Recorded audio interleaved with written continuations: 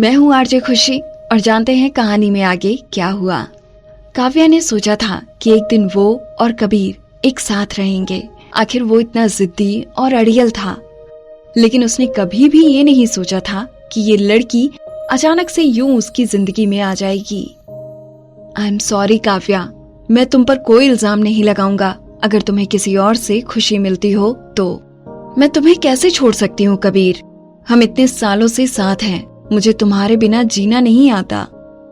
बहुत छोटी उम्र से ही मेरी ख्वाहिश थी एक दिन तुमसे शादी करने की। काव्या को देखकर कबीर का दिल पसीज गया।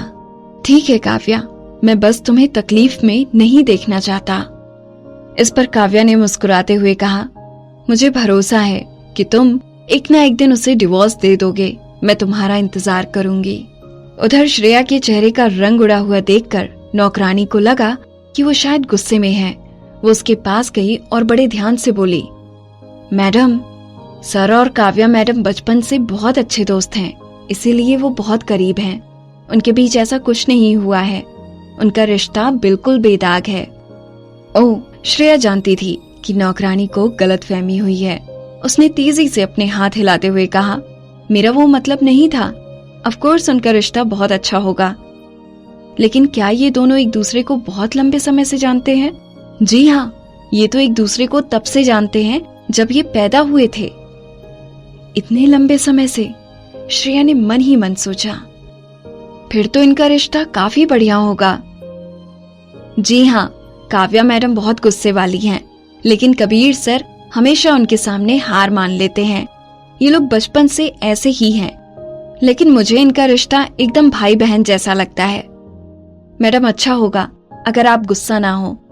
आप तो जानती ही हैं कि सर की बीमारी के चलते वो किसी औरत को छू नहीं सकते। जाहिर सी बात थी, श्रेया को ये सब पता था। अंदर ही अंदर उसे कबीर के लिए बहुत बुरा लग रहा था।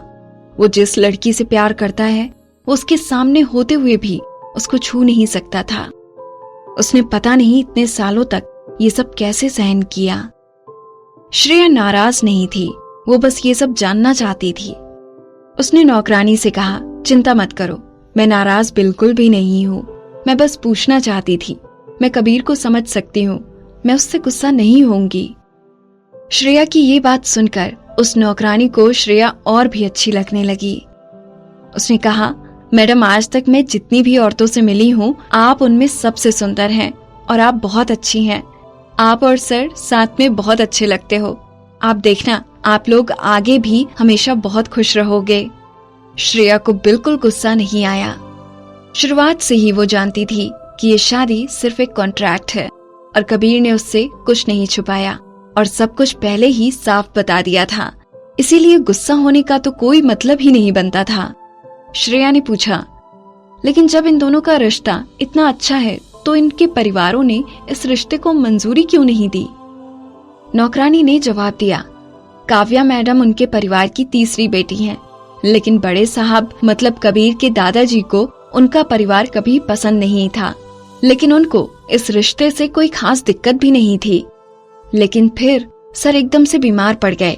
फिर उनका परिवार चाहता था कि सर किसी ऐसी लड़की से शादी करें जो उनके बच्चे को जन्म दे सके, लेकिन सर अपनी जिद पर अड़े रहे और काव्या मैडम भी कुछ न कुछ गड़बड़ करती रही और वो नहीं चाहती थी कि सर किसी और लड़की से शादी करें। इसीलिए ये सब ऐसे ही चलता रहा।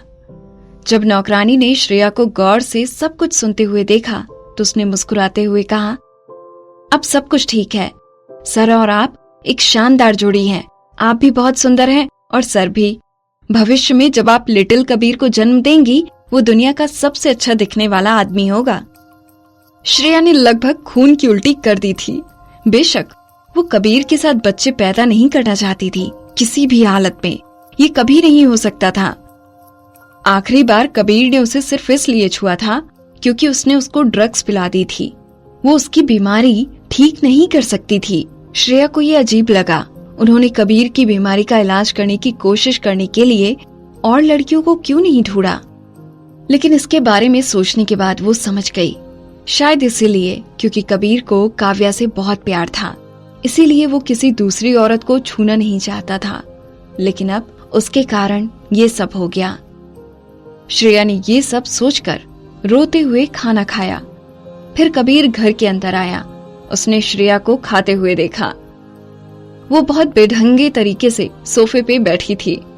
उसने गुस्से में बोला, क्या तुम थोड़ी सफाई से रह सकती हो? मैंने अपने हाथ धो लिए हैं, अब ये कैसे साफ नहीं है? कबीर उसको अपने हाथों से खाना खाते हुए देखता रहा और उसको अब और भी ज्यादा गुस्सा आ रहा था। हाँ, बिल्कुल सही कहा तुमने, तुम्हें नहीं है तमीज ढंग से खाना खाने की। हर कोई काव्या की तरह नहीं होता। जब मैं बहुत छोटी थी तभी मेरी माँ गुजर गई थी। मेरे बाप ने कभी मुझे अपनी बेटी नहीं समझा और मेरी माँ मुझे बेच देना चाहती थी पैसों के बदले में। तो किसी ने मुझे तमीज नहीं सिखाई। लेकिन हर किसी के पास तुम लोगों की तरह वक्त नहीं होता ये तमीज वमीज के बारे में सोचने का। मेरे लिए जीना ही अपनी इज्जत करना है, इसीलिए मैं ये सब नहीं जानती और मैं कभी काव्या जैसी नहीं बन पाऊंगी। कबीर की तरफ देखते हुए उसने फिर कहा, अगर तुम्हें मुझे खाते हुए देखने से इतनी दिक्कत है तो मैं तुम्हारे सामने नहीं खाऊंगी। तुम भी ज्यादातर घर पे नहीं रहोगे। क्योंकि उसके पास काव्या थी तो जाहिर है वो उसके साथ वक्त गुजारना ज्यादा पसंद करता बजाय घर रहने के। कबीर ने गुस्से में कुछ नाक से आवाज करी, सही कहा तुमने। काव्या बहुत तमीजदार लड़की है, कम से कम तुम्हारी तरह वो हाथों से खाना तो नहीं खाती। जब उसने ये सब कहा तो उसकी आंखें श्रेया के गंदे हाथों पर ही थी। श्रेया ने नीचे देखा। उसको थोड़ी शर्म तो आई लेकिन ज्यादा फर्क नहीं पड़ा क्योंकि उसको इस सब की आदत हो चुकी थी। श्रेया ने जल्दी से एक एक करके अपनी उंगलियां चाटनी शुरू कर दी। कबीर जैसे इंसान के साथ रहना सच में एक टॉर्चर है। कोई हैरानी नहीं कि लोग हमेशा कहते हैं कि अपनी औकात के लोगों में ही शादी करनी चाहिए। वो और कबीर इसका एक बिल्कुल सही एग्जाम्पल थे। उसने अपना सिर ऊपर उठा के देखा तो कबीर को बहुत गुस्सा आ रहा था। उसकी आंखें गुस्से से लाल हो गई थीं और वो उसे घूरे जा रहा था। वो उसको इतने गुस्से से देख रहा था कि मानो अभी उसके टुकड़े टुकड़े कर देगा। अब उसने इतना भी क्या कर दिया था कि उसको इतना गुस्सा आ रहा था? श्रेया ने बड़बड़ाते हुए कहा, गुस्सा मत करो, मैं दोबारा तुम्हारे सामने खाना नहीं खाऊंगी। उसके पास और कोई रास्ता भी नहीं था। आदतें इतनी जल्दी नहीं बदली जाती। उसकी काव्या जरूर बहुत सुंदर थी, तमीजदार थी, लेकिन वो उस जैसी नहीं थी। उसने डरते हुए हल्के से मुस्कुरा दिया, लेकिन कबीर वहां से दुखी होकर बिना कुछ कहे चला गया। हे! श्रेया को कुछ समझ नहीं आया। यूं ही अपनी उंगलियां मुंह में डाल के चाटना शुरू मत कर दिया करो। उसने एकदम से पीछे मुड़कर उसकी उंगलियों की तरफ घूरा, खासकर किसी मर्द के सामने। क्या? श्रेया ने जल्दी से अपनी उंगलियों को देखा और उन्हें झाड़ने लगी। उसको समझ नहीं आया कि कबीर ने क्या कहा। कबीर ने सिर हिलाते हुए सोचा, ये लड़की सच में कितनी बेवकूफ है। उसके बाद जल्दी से श्रेया हाथ मुंह धोकर बेडरूम में चली गई। कबीर उधर टांग पर टांग रखकर सोफे पे बैठा था। उससे धीमी धीमी खुशबू आ रही थी और वो बहुत ही सुंदर और तरोताजा लग रहा था। उसकी बॉडी पर लाइट पड़ने की वजह से वो और भी शानदार लग रहा था। वो कैजुअल ढंग से बैठा था, लेकिन वो हर तरह से सुंदर ही लगता था। श्रेया चलते चलते रुक गई और उसको देखने लगी, फिर चुपचाप अंदर आ गई। लेकिन उसने एकदम से उसे आवाज लगाई, श्रेया। मैं हूँ आरजे खुशी। दोस्तों, आप सुन रहे हो श्रेया और कबीर की कहानी, और इस कहानी में आगे क्या हुआ जानने के लिए सुनते रहिए।